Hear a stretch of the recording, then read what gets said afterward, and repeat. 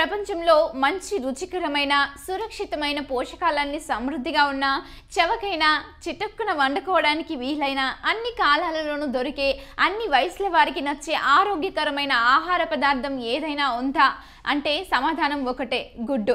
పట్టుమని 50 గ్రాములు కూడా ఉండని ఒక చిన్న గుడ్డులో ఇన్ని సుగుణాలు ఉన్నాయి కాబట్టి ప్రపంచం యావత్తు గుడ్డును అమితంగా ఆస్వాదిస్తోంది.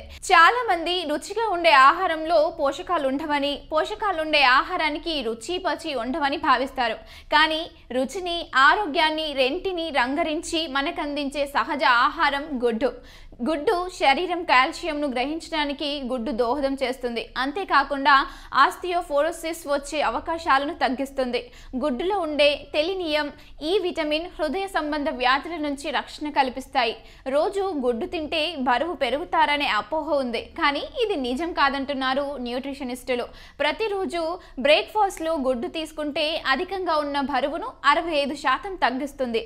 రోజుకు 3 చొప్పున వారంలో 2 సార్లు అలా 12 వారాల పాటు గుడ్లు తీసుకున్నట్లయితే అందమైన శరీర ఆకృతి మీ సొంతమవుతుంది. గుడ్డులో కొలెస్ట్రాల్ ఉన్నప్పటికీ నూనెలో వేయించిన పదార్థాలతో పోల్చుకుంటే ఇది చాలా తక్కువ. అంతేకాకుండా రక్తంలోని కొలెస్ట్రాల్ శాతం పైన అతి తక్కువ ప్రభావం ఉంటుంది.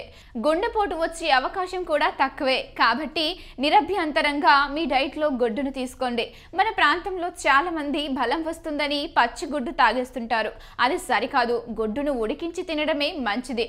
రెండవది, తెల్లసొనలో ఎవిడిన్ అనే పోషకాహార నిరోధకం ఉంటుంది. ఇది బయోటిన్తో కలిసిపోయి దాన్ని శరీరం వినియోగించుకోకుండా అడ్డుకుంటుంది.